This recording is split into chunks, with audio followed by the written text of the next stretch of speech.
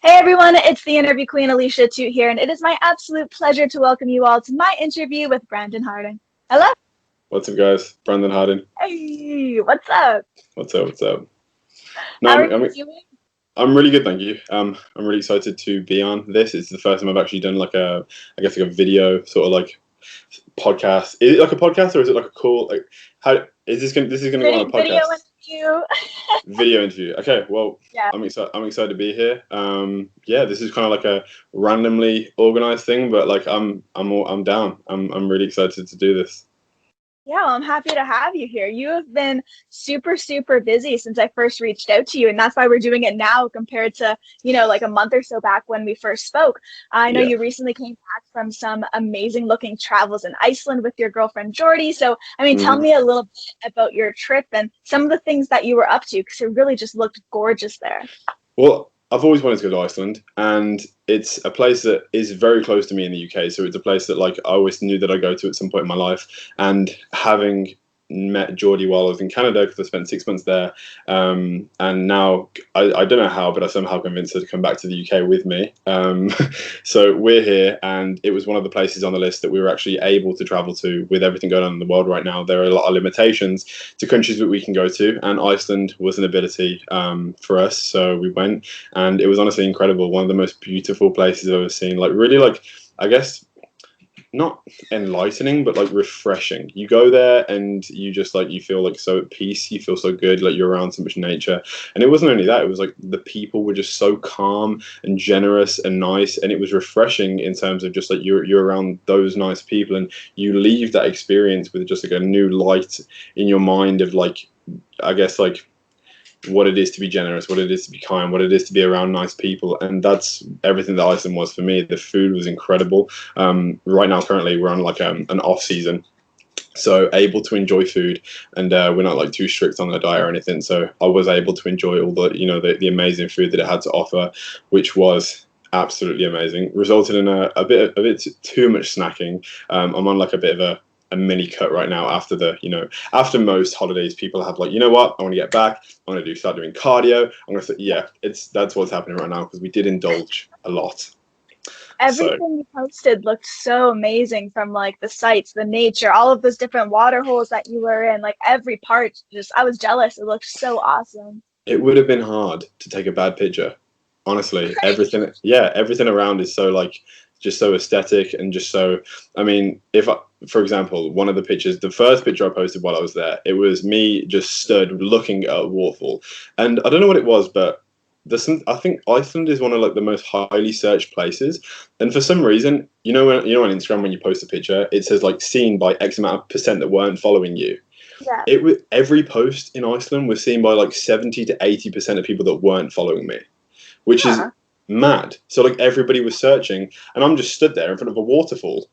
But Yeah. it's a beautiful waterfall, so it's like I don't know. It was just really really cool to see, and and not only was it good for like taking pictures, it was just incredible like living the moment and to see it and just exist in front of something so beautiful but colossal. Like it's huge. It's like the mountains were just massive, and yeah, it was a really cool experience. I'm really happy you had such a good time. And it's amazing because although you can take little getaways for fun, you also get to travel a lot for your job and, of course, like the sport of bodybuilding and all the things you have going on. So, has there been one spot that you've kind of fallen in love with during your travels over the last couple of years? Would Iceland kind of take the cake? Definitely not. No, weirdly Oh, so. okay. Over the last few years, I've been lucky enough to travel because one of the reasons I really wanted to go into bodybuilding and to try and make like this whole like social media documenting my like fitness journey into a career. One of the most main reasons for that was so I could give myself a lot more freedom to travel. When I was young, at the age of 17, I was lucky enough. I was working a job where I was very unhappy, miserable. I think I worked like 6 jobs where I was fired from them all. And when I was 17, I got the opportunity to have a bit of free time because I was fired and I had some money. I decided to book a ticket somewhere. And I'd never flown anywhere like prior. I'd never got a plane by myself. And the freeing experience I got from that, I got so deeply addicted to. Like when I was there, it was actually Nice, France. Um, not even a crazy populated place. It was actually quite dead, to be honest, but it was just it's a beautiful place. And I said to myself in that very moment, the first night that I was there, it was midnight, and I was stood on a cobblestone beach, just listening to the waves. And I said to myself, I want to do whatever it takes to make this feeling become a reality every day. Like, I want to do this every day of my life. So when I was 18, I made a YouTube channel and I started documenting my fitness journey, which I'd been on for 2 years. So I'd been going to the gym at this point for 2 years. And over the 5 years, so I'm 23 years old right now, over the 5 years since that first trip, I've tried to travel to as many countries as possible. And I've had the chance to meet so many incredible people and go to different gyms all around the world and experience the plethora of what that realm has to offer me in terms of just like the cool gyms and the cool people to meet. And I've had the chance to meet so many incredible people in the sport of bodybuilding that have taught me so much. And I feel like I've just become more, I guess, like more well-rounded in terms of just like figuring out if this is actually what I want to do and how much, joy does this bring me in my life. And it happens to be right now the thing that brings me the most happiness. It's the thing that I really want to do in my life. I've actually managed to luckily bring in financial success somewhat from this, enough to live off anyway, and in doing so able to invest in things that I want to do. I recently just released a fitness app, which I want to do for a while. So that's going well because I built it for 6 months, and obviously there is a worry when you want to invest into something because you work so hard for this, for the money in your savings. You work so hard for that. And there was a period in my life when I was 18, 19, 20, even 21 where it would take me years and years to even fathom making that, to invest into something. And eventually, like, I guess the risk, it was a big risk, but right now over the first month of releasing it, it's done okay. I'm not going to big it up too much, but I think it's done well enough, and it's done better than I thought it would. And now that opens up more doors for me now to elongate this time doing this thing that I want to do, which is bodybuilding. It allows me to have more time to dedicate to that one thing that is a passion for me right now. Whether it's something I want to do for the entirety of my life, I'm not sure. It's something that I really want to give everything to for this period of my life, but I also know that I do only have one life and I want to enjoy all the things that it does have to offer, and doing something that gives me life. But also, if you dive deep into that thing, it does take life away from you if you go too hard in that realm of things, because of competing and all that kind of thing. It takes a toll on your body. It's not something I want to do forever, but it is something that I'll give everything to right now. It's amazing that everything kind of, in a way, fell into your lap. Like, you thought to yourself, oh, let's just post something on YouTube and see what happens. Now look at you years later, literally having this crazy following, traveling all over the place, being able to make that dream you had a fruition. And it's really interesting to hear your side of it, because for me, we were kind of talking about this before we started recording, but I started this whole thing when I was also a teenager, and I posted a random video online of interviewing some band, and luckily it caught on. And next thing you know, years pass, and we're doing this full time, and it's like, how did this happen? Exactly. It's incredible how like you can do something purely out of love and an interest at that, and it can turn into something so good, and so like to give someone a life that they could only dream of having. And it was that when I was young, I from the age of like 13, I always recorded stuff with my friends in school.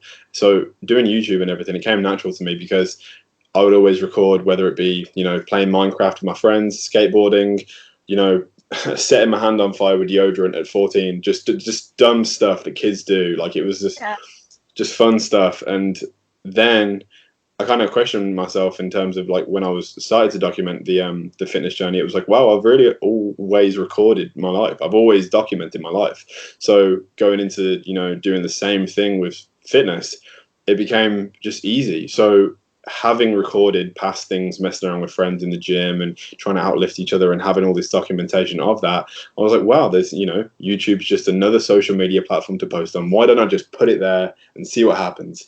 And 5 years later, it's gone all right. It's Yeah. gone okay.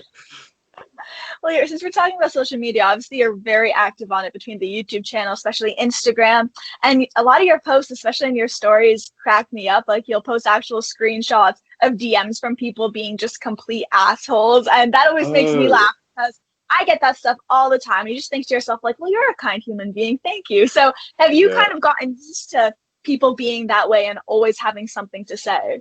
100%. And it happens it happens more and more and more the longer you do it, because people feel like the ones that actually get to you a little bit are the ones where people have been following you for quite a while because you've been on social media for many years, and it's an educated insult because they know so much and they write a paragraph about how they disagree with how you did this thing in your life, and now you're living this like, and I'm just like, dude, like, I get it, but what are you doing? Like, why do you care Like, that who's much? this benefiting, you know? Clearly you have some kind of obsession with me if you're taking that much time.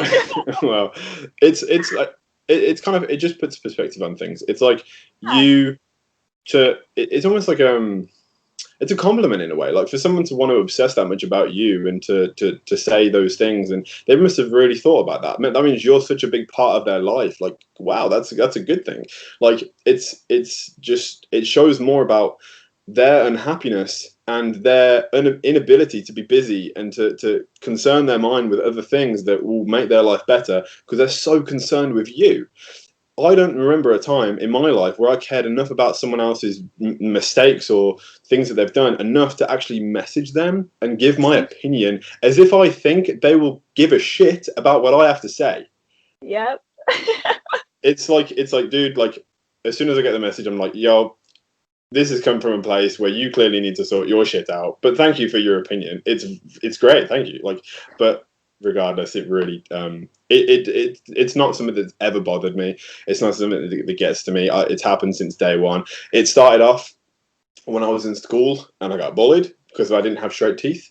Then it happened to me with like family and stuff when I wanted to be a YouTuber, and they would be like, "You need to get a real job," denying that, like people saying stuff about that, and then friends judging you because you've decided to do something, and then you post stuff online, then you get judgment from people in different countries, and then it gets worse and worse and worse. And I'm like, I've been doing this shit for a while. You think your one message like like means Yeah. anything?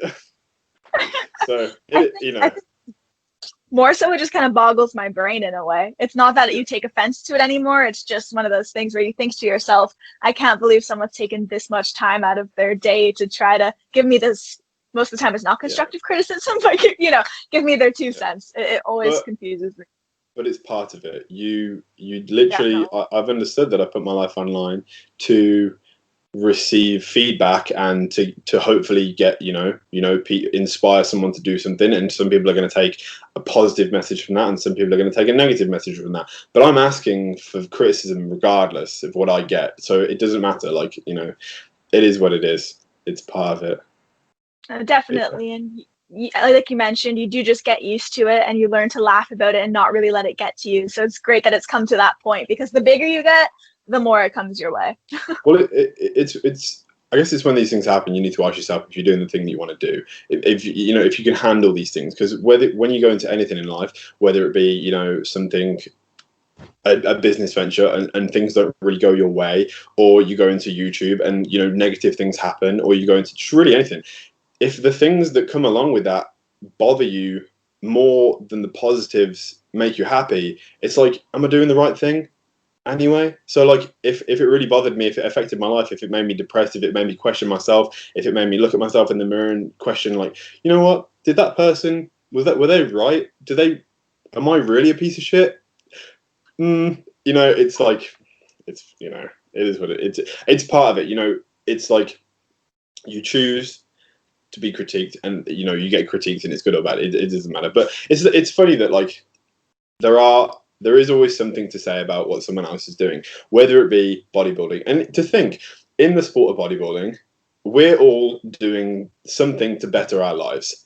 We're all doing something positive. That's it's a very selfish sport, but if you choose to do it, on social media, it can become very selfless, because you're sharing And your journey to, inspirational and yeah. yeah, because you want somebody to feel that thing that you feel, which is a sense of pride for achieving something in life. Because achieving anything worthy enough for you to feel like proud of yourself is hard to do. To self reflect and be proud of yourself is so impossible for most people to find. But in bodybuilding, after many years of doing it, you can actually find some sense of pride in that, because it's nice. It's nice. You've done it for yourself. No one could have done it for you, and it's all you. It's something that I No, think that everyone. I think it's something that I think that everyone should do for themselves. You know, going to the gym, and whether it be bodybuilding, whether it just be general fitness, is the biggest form of self love. Like, how could you love yourself any more than wanting to eat healthy and become stronger? no, it's really well put. And of course, I know earlier we mentioned the Hard Body app very briefly. So, of course, you have so much on that front going. There's Yeah. the success of the YouTube channel going on. But your love of bodybuilding is really something you can tell has been with you for years and years. So, have you always been a competitive and fairly driven person? Because you really need to have those serious commitments when it comes to this sport. Or did that all kind of come when you started this fitness journey and you're like, okay, I need to be a bit more competitive and more headstrong? I understand. I've always been competitive, but I've not always been driven. It's hard to explain. From the age of 8 years old to 12, I did taekwondo. So I did like martial arts, and then from 12, I did boxing until 15, and then from 15 until 16, I sprinted. So I've always done sport. But while I was boxing, I was like in the gym, and I would always be a little bit more obsessed with like the bicep curls or the bench press in the back over like the actual shadow, like the shadow boxing and the boxing itself. I love doing the press ups and the sit ups, opposed to like getting in the ring and fighting with someone. Like that was always what sparked my interest more so. But my Very mom, when I was 14, I wasn't allowed to join the gym because she was like, "Oh, it's unsafe. You need to wait till you're 16 to go." And I was like, "Okay, like I'll keep you happy. That's fine. I'll wait till I'm 16." And then I was allowed to do the thing that I wanted to do for a long time. So going to the gym and developing a physique has always been something I've wanted to do. And from the age of 16, I always knew that I wanted to compete. I just never knew when it was going to happen. I would just go to the gym for long enough and until the point I thought, you know what, I have a physique to showcase on stage. Like I'm going to just, and it took 4.5 years for that to happen. I competed for the first time when I was 19. I placed second, and, being on stage and having your family there to watch you and to showcase something that you've been working for 4.5 years, when you're up there and it's like I don't know. It's like it's just a cool feeling. It really is cool. It's it's one of my best feelings in the world, especially the last show because I've competed in 5 shows now. I came second 3 times, third once, and I won the last one. And having that taste of winning, as it just sparked the love for it you even want more. more of it. Yeah, of course. You do well at anything, it makes you feel good. You want more of it. The same way you continue to do this, and you started when you were 17. It's gone well over the past 5 years, and now you wanting to venture into more things that aren't wrestling, that aren't music, that this. You want more of it because it's going well, and that's the same as that. Anyone should chase anything that makes them feel good. I feel like those would be like lovely parting words, honestly. It's definitely true. If there's something that you love or you have a passion for something, my biggest fear was always failure. And then I kind of kick that to the curb and you just roll with the punches. And next thing you know, if you look at Brandon and myself, of course, we still want to get bigger and better, but Yeah, things can happen. So I want to there, say thank there. you so much.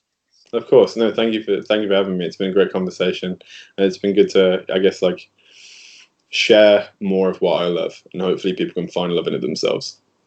I hope so. I want to say thank you so much to Brandon for taking the time and coming on here. Of course, be sure to check him out online. I'm going to make everything pop up here all nice and pretty for you guys to follow him. And be sure to check out aliciaatout.com for all exclusive interviews and features. And we will see you all next time. Bye, everyone. But